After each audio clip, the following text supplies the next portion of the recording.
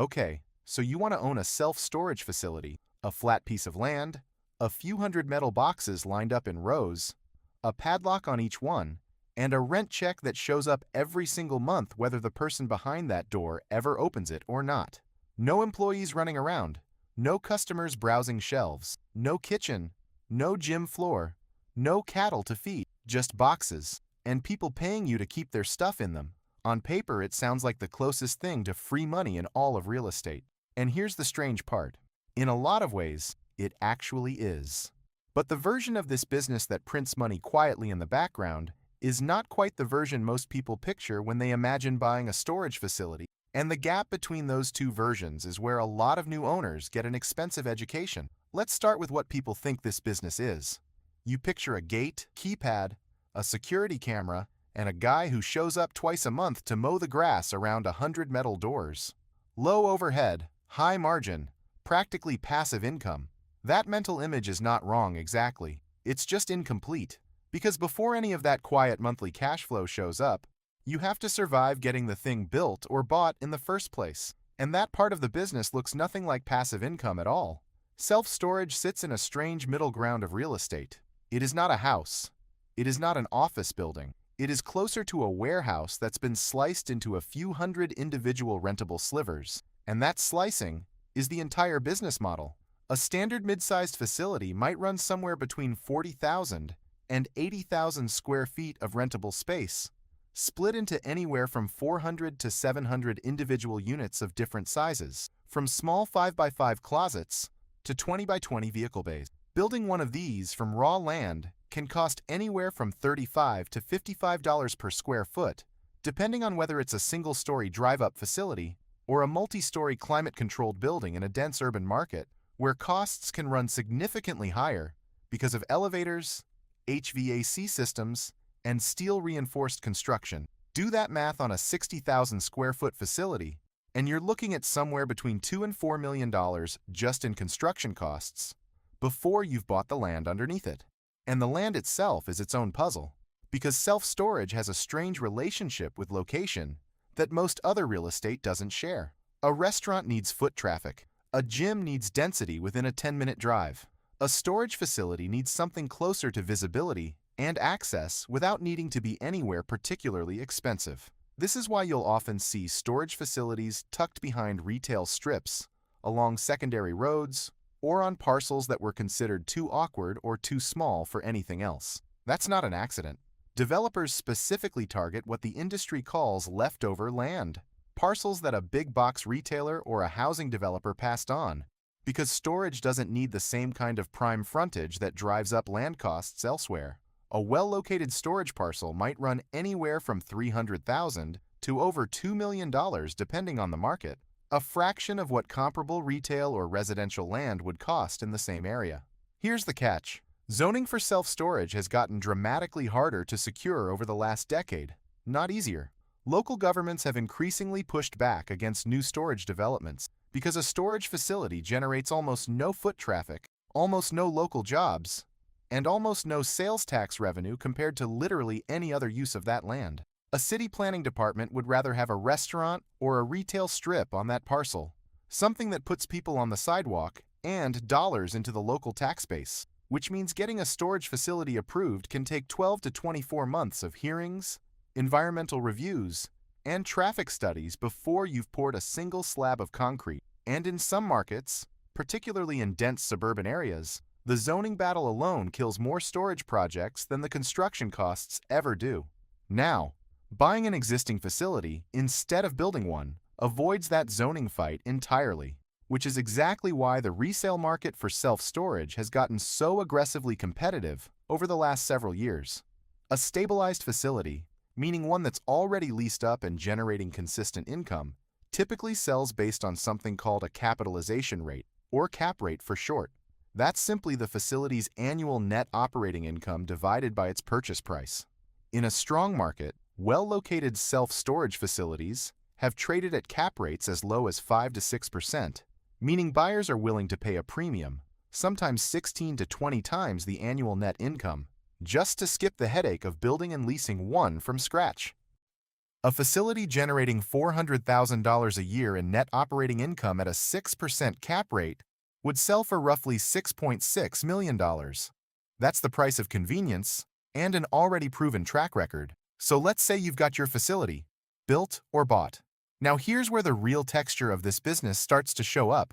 Because self-storage runs on a mechanic that almost nobody outside the industry understands, and once you see it, you can't unsee it. It's the same mechanic that made the gym business so profitable off the members who never show up, except in storage. It's not laziness working in the owner's favor. It's forgetfulness, combined with something even more powerful, the emotional weight of stuff. Think about who actually rents a storage unit. Someone going through a divorce and needs somewhere to put half a household's furniture while they figure out where they're moving. Someone whose parent just passed away and isn't ready to go through a lifetime of belongings yet. A small business owner storing inventory or old files. Someone between apartments for what they think will be 2 months. Here's what the industry has learned from decades of data.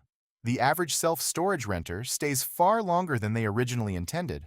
And once someone has been paying for a unit for more than a year, the odds they cancel drop sharply. Not because they need the unit, but because moving everything out feels like an entire weekend project nobody wants to tackle. The stuff sits there. The auto-pay runs quietly in the background, and exactly like the gym membership nobody uses. The unit that nobody visits is the most profitable unit in the building because it costs the owner almost nothing in wear, utilities, or staff time to simply exist there collecting rent. This is why the industry obsesses over a metric called physical occupancy versus economic occupancy. And the difference between those two numbers is where a lot of the real profit quietly hides. Physical occupancy just means what percentage of units are rented. Economic occupancy means what percentage of the maximum possible rent you're actually collecting, accounting for discounts, promotions, and delinquencies. A facility can show 92% physical occupancy and still be leaking money if a third of those tenants are on a promotional rate from month 1 that never got raised. This is where the real skill of running a storage facility lives, not in filling the units, but in quietly raising the rent on existing tenants over time, a practice the industry calls existing customer rent increases, often abbreviated ECRI internally. Storage operators have found that most tenants, once they're moved in, and the unit is functioning as an extension of their closet or garage, are remarkably tolerant of small regular rent increases, sometimes 8 to 12% a year, because the psychological cost of finding a moving truck, a weekend, and enough motivation to empty the unit is almost always higher than the extra $15 or $20 a month showing up on the credit card statement. Now let's talk about what it actually costs to run this thing day to day, because the low overhead reputation is real, but it's not zero. A typical facility needs a manager or two, sometimes part-time, sometimes remote, since much of the leasing process has moved online and can be handled through a call center or app, rather than someone sitting behind a desk, waiting for walk-ins. Payroll for a mid-sized facility might run somewhere between $40,000 and $90,000 a year, depending on staffing model. Property insurance on a facility this size typically runs $8,000 to $20,000 annually, though that number has been climbing sharply in recent years, particularly in regions prone to hail, wind, or flooding, since a roof full of dented metal doors is exactly the kind of claim insurers have gotten far more cautious about. Property taxes vary enormously by jurisdiction, but can easily run into the tens of thousands of dollars a year on a facility valued in the millions. Utilities are modest compared to a gym or a mall, since you're not running showers or food courts. But climate-controlled facilities carry a meaningfully higher electric bill than simple drive-up units, sometimes 2 to 3 times higher, because you're conditioning air across tens of thousands of square feet around the clock. Then there's the maintenance nobody budgets for correctly. Roll-up doors wear out. Asphalt cracks and needs resealing every few years. A bill that can run $20,000 to $50,000 depending on lot size. Security systems, gate access, and camera networks need regular servicing. And here's a cost most first-time owners genuinely don't see coming: pest control at scale.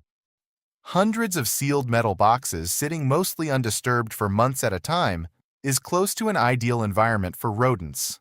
And a serious infestation can turn into a public relations and legal problem fast if a tenant opens their unit after a year to find their belongings damaged. Which brings us to the risk that sits underneath the entire business. And it's the one storage operators genuinely lose sleep over. What happens when a tenant stops paying? Because unlike a gym membership, where a lapsed payment just means the app stops opening the turnstile, a storage facility is holding someone's physical belongings hostage to a debt, and that comes with legal obligations that vary significantly by state. Most states require a formal notice period, typically 30 to 60 days, followed by a public auction process before an owner can legally clear out and re-rent a delinquent unit. Some states require the auction to be advertised in a local newspaper. Some require a licensed auctioneer. All of this takes time, and during that entire window, the unit sits generating zero revenue while still occupying space that could otherwise be rented to someone paying on time. Industry-wide, delinquency rates typically run somewhere between 5 and 10% of tenants at any given moment, and managing that pipeline, sending notices, tracking auction dates, actually running the auctions, is one of the more operationally intensive parts of a business that otherwise looks close to hands-off. Now here's where the story gets genuinely interesting, because self-storage has gone through one of the most dramatic transformations of any real estate asset class over the last 15 years. From a scrappy mom-and-pop industry into one dominated by massive public REITs. Companies like Public Storage and Extra Space Storage now operate thousands of locations across the country, and that consolidation has changed the economics for everyone still operating independently. These large operators have access to something small owners simply can't match: real-time dynamic pricing software that adjusts rental rates location by location, sometimes day by day, based on occupancy, seasonality, and local demand. The exact same logic an airline uses to price a seat. A unit that rents for $89 a month in January might list for $129 in June, when college students and military families are moving en masse.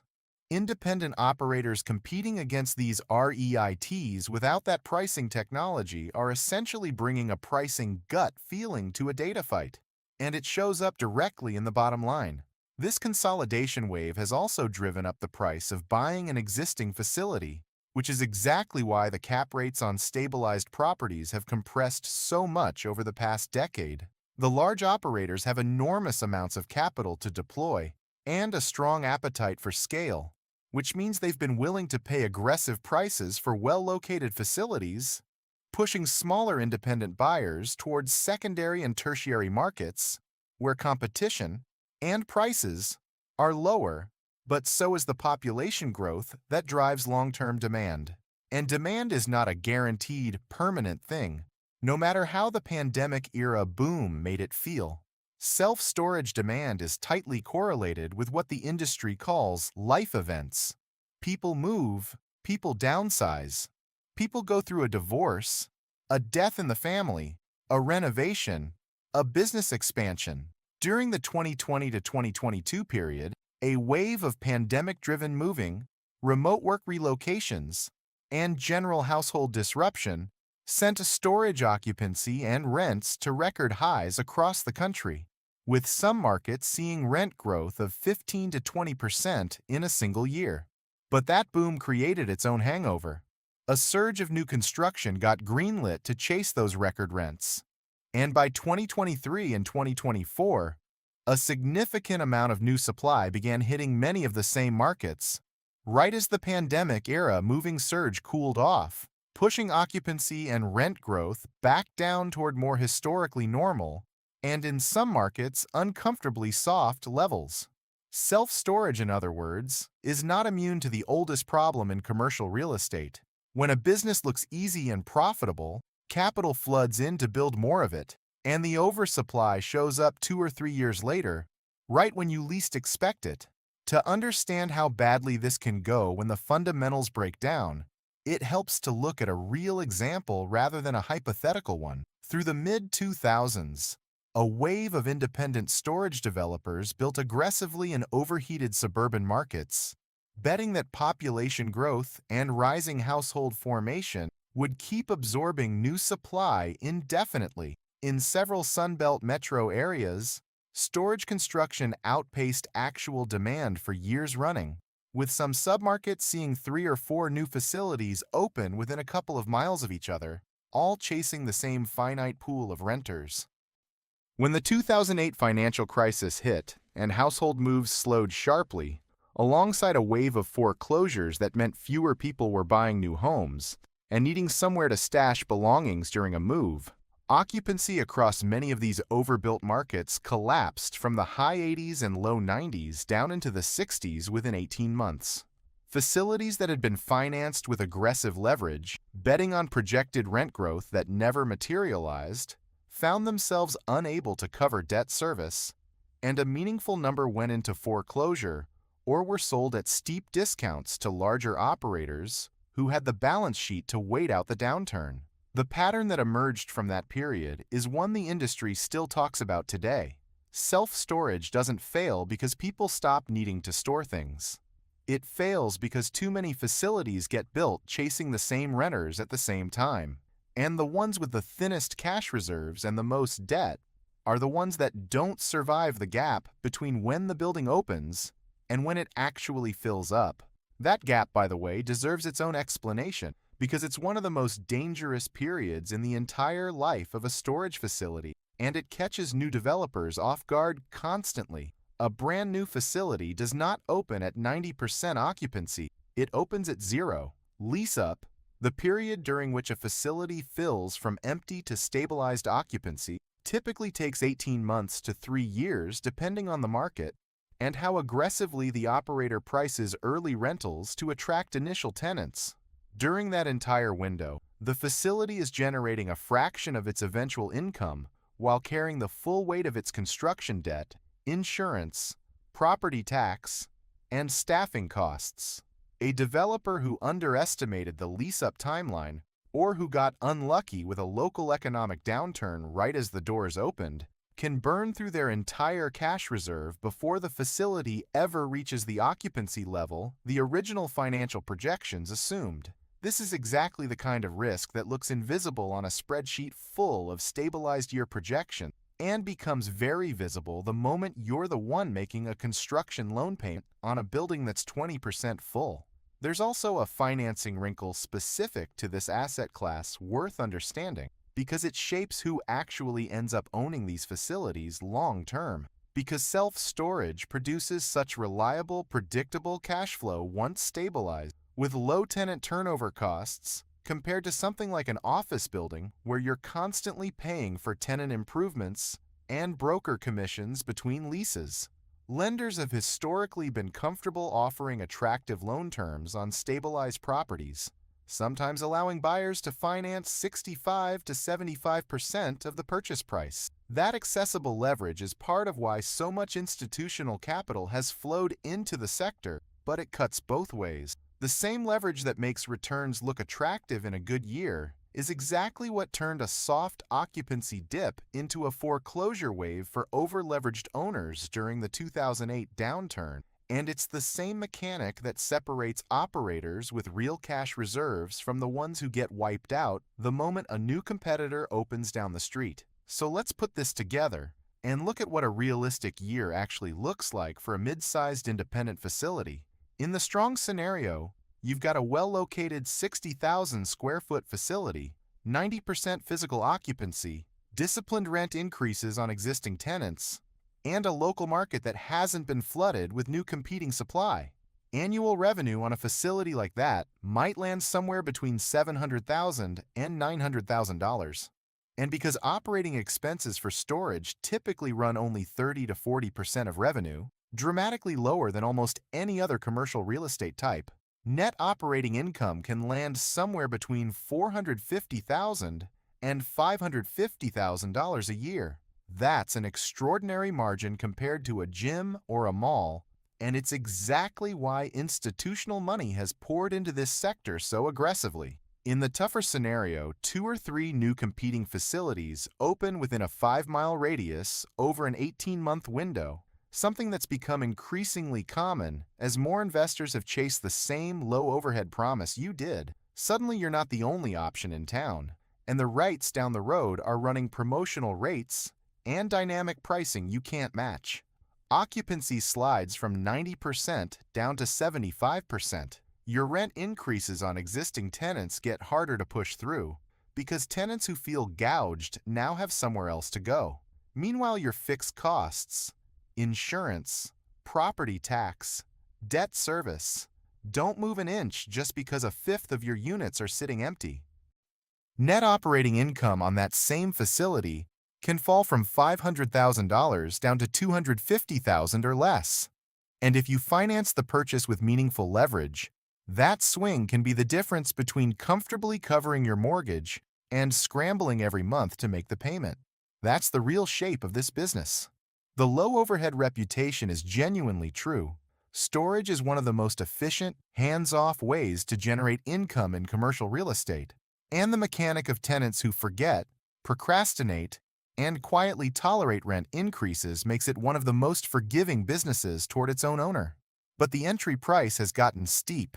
The zoning fights have gotten harder, and the competition from data-driven institutional operators has made the easy version of this business a lot harder to find than it looks from the outside.